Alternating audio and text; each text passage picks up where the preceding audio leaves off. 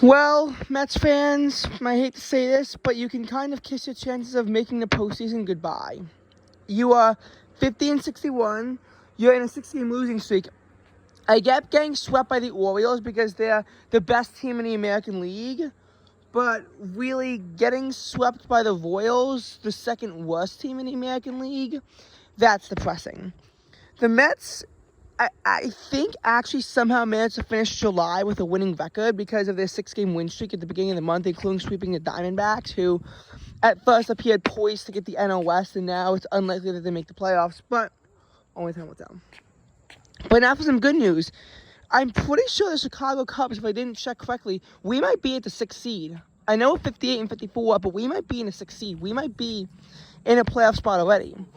And we're second in the division. We're ahead of the Reds. Only the Brewers trail us.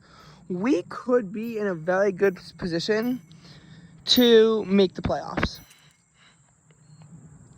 Because the sad thing to say about the Cubs is that we went up against one of the toughest teams in all of baseball.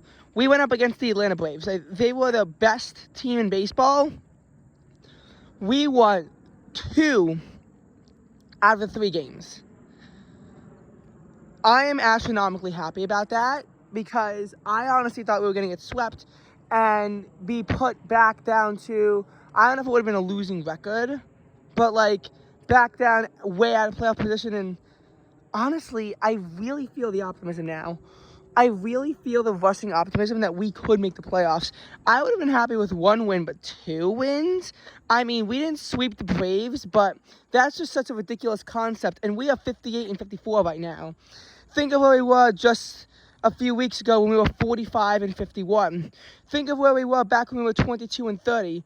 The Cubs have managed to make a complete turnaround, and we had a slump heading into July, but we were able to overcome that and get back above 500. If we make it to the postseason, it will be one of the greatest comeback stories of all time, especially if we have postseason success. We have seen teams with losing records even deeper into the season. Look at the Braves from 2021. And we have seen World Series champions start off 22 and 29, although I don't think 22 and 30. Not World Series champions, like World Series teams like the Phillies from last year. But we have never seen a team, that was both so far below 500 and who made it in quite a long time. Not saying it never happened, but it would be an incredible comeback story. Do I think the Cubs are going to win the World Series? No. Because, really, this end of season is going to determine who gets the NL Central. We really have serious competition from the Brewers, Cubs, and Reds. And while it's possible that all 3 teams can qualify for the postseason in some way, it would also be very hard to. Diamondbacks, Giants, Marlins, Phillies, not really the Marlins so much anymore, but they're all vying for a playoff spot.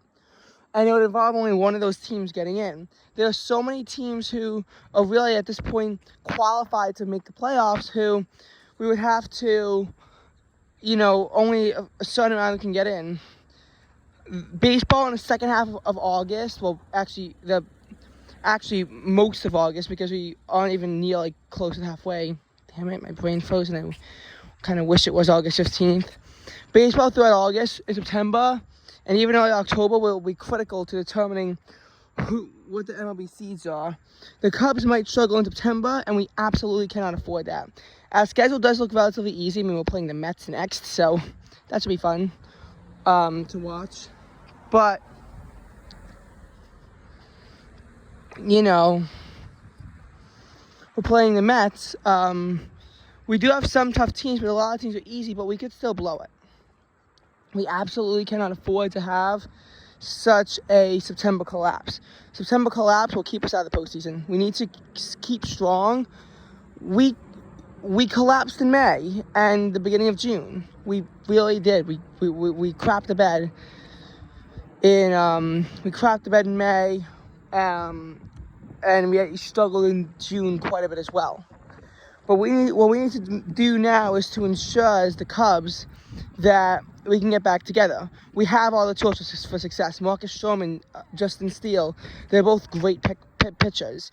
We need to rely on the batting skills of Horner and Norrell. If we can have those people be consistent, we can do it.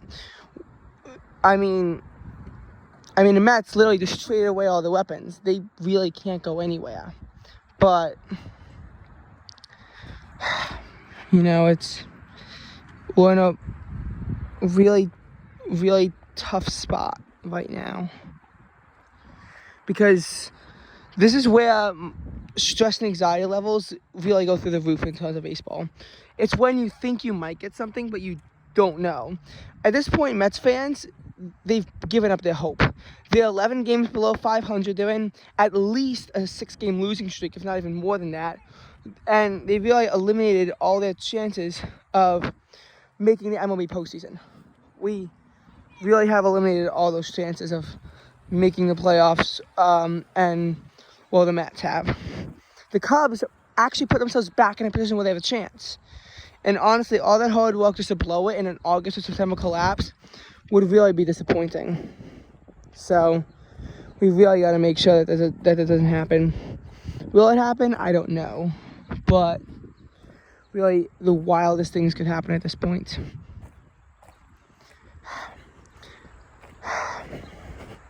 Also, as per my theory of you can't be a Mets and the Yankees fan at the same time, if I stop hating the Yankees so much, yes, you did hear that correct. I would also back down my like of the Mets.